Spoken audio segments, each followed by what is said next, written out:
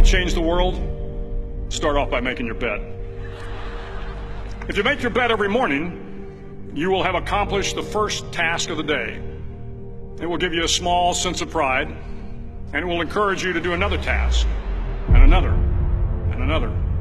And by the end of the day, that one task completed will have turned into many tasks completed. Making your bed will also reinforce the fact that the little things in life matter. If you can't do the little things right, you'll never be able to do the big things right. And if by chance you have a miserable day, you will come home to a bed that is made, that you made. And a made bed gives you encouragement that tomorrow will be better. To pass SEAL training, there are a series of long swims that must be completed. One is the night swim. Before the swim, the instructors joyfully brief the students on all the species of sharks that inhabit the waters off San Clemente.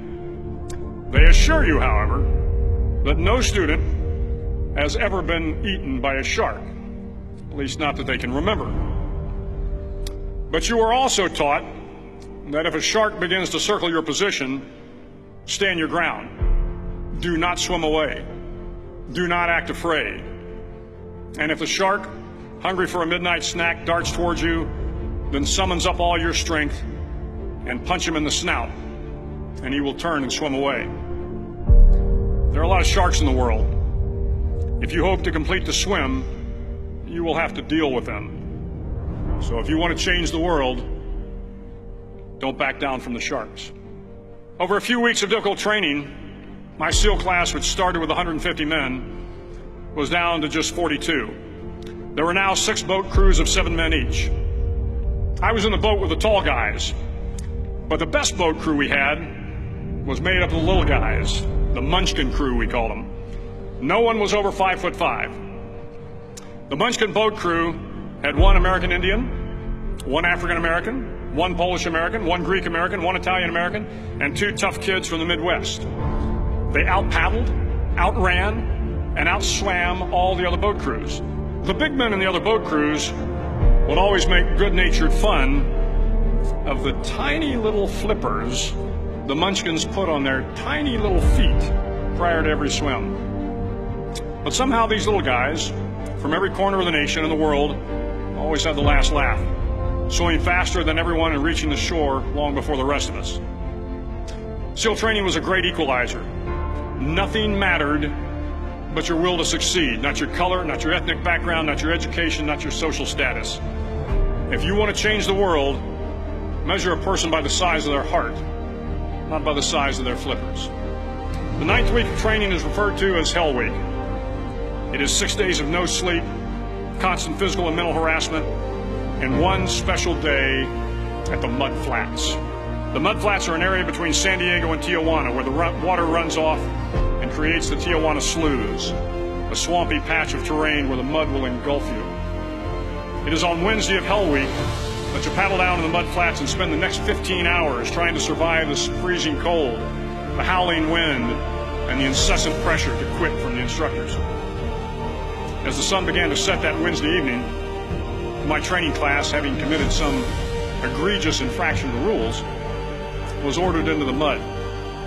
The mud consumed each man till there was nothing visible but our heads. The instructors told us we could leave the mud if only 5 men would quit. Only 5 men, just 5 men, and we could get out of the oppressive cold. Looking around the mud flat, it was apparent that some students were about to give up. It was still over 8 hours till the sun came up. 8 more hours of bone-chilling cold. The chattering teeth and the shivering moans of the trainees were so loud, it was hard to hear anything. And then one voice began to echo through the night. One voice raised in song. The song was terribly out of tune, but sung with great enthusiasm. One voice became 2, and 2 became 3, and before long, everyone in the class was singing. The instructors threatened us with more time in the mud if we kept up the singing, but the singing persisted, and somehow the mud seemed a little warmer, and the wind a little tamer, and the dawn not so far away. If I have learned anything in my time traveling the world, it is the power of hope. The power of one person, a Washington, a Lincoln, King, Mandela, and even a young girl from Pakistan, Malala. One person can change the world by giving people hope. So if you want to change the world, start each day with a task completed. Find someone to help you through life. Respect everyone. Know that life is not fair and that you will fail often. But if you take some risks, step up when the times are the toughest, face down the bullies, lift up the downtrodden, and never ever give up. If you do these things, the next generation and the generations that follow will live in a world far better than the one we have today. And what started here will indeed have changed the world for the better.